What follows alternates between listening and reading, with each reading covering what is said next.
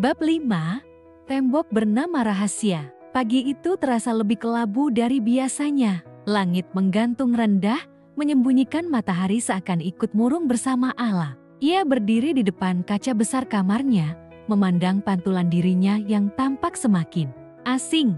Ada sesuatu dalam tatapan Arzaki semalam yang tak bisa Ayla lupakan. Bukan hanya kemarahan, tapi juga kekecewaan yang entah mengapa menusuk hatinya lebih dalam. Padahal, bukankah mereka sepakat pernikahan ini hanyalah kontrak? Ayla menggelengkan kepala, mencoba menepis keraguan. Ia mengambil jaket tipis lalu berjalan keluar dari kamar. Niatnya hanya satu, mencari jawaban.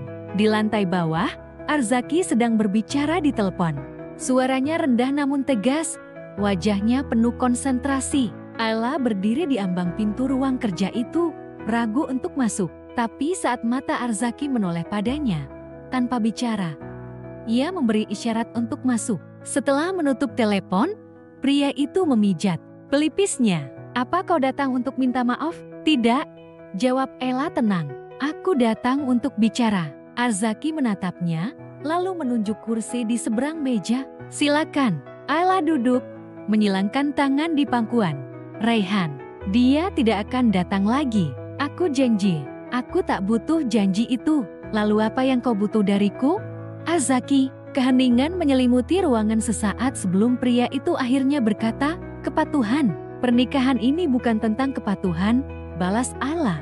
"Kau sendiri yang bilang, ini hanya kontrak.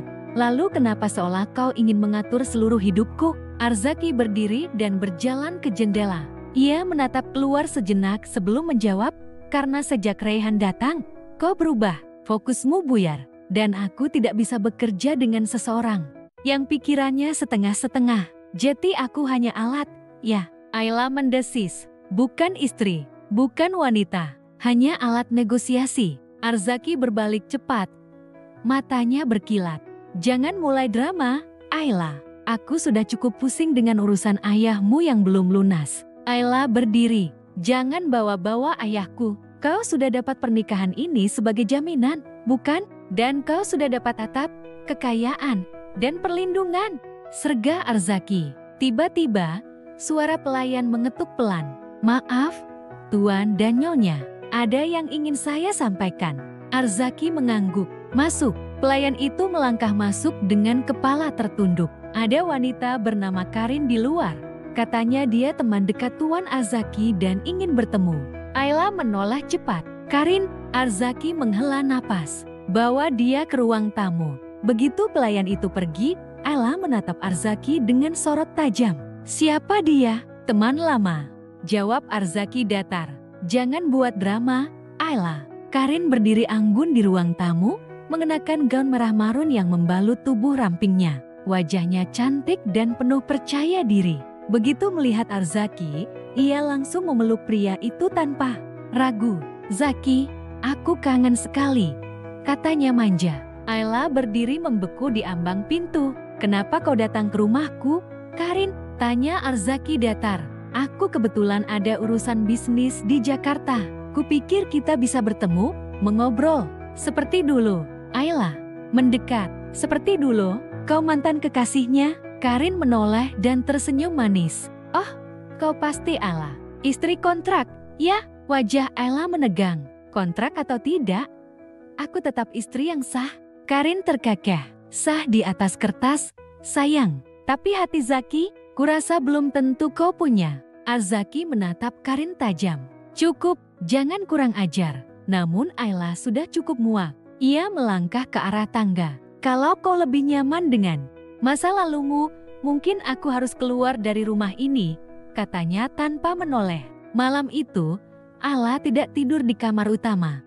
Ia kembali ke kamar tamu yang dulu ia gunakan saat pertama kali pindah ke rumah Arzaki. Matanya menatap kosong ke langit-langit. Pintu terbuka pelan.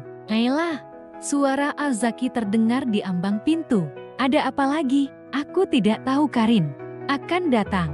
Aku tidak undang dia." "Bukan masalah siapa yang mengundang," jawab Ayla pelan.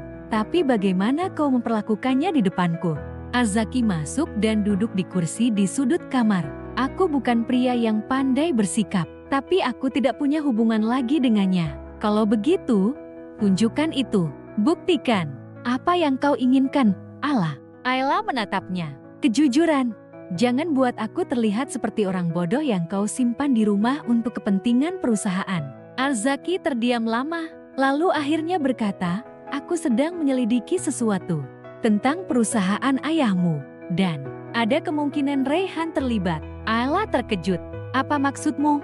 Bukan hanya soal utang. Ada dokumen yang hilang. Dan nama Reyhan muncul di sistem lama Mahendra Group. Aku tidak tahu apakah dia hanya korban atau bagian dari skema. Ayla berdiri perlahan.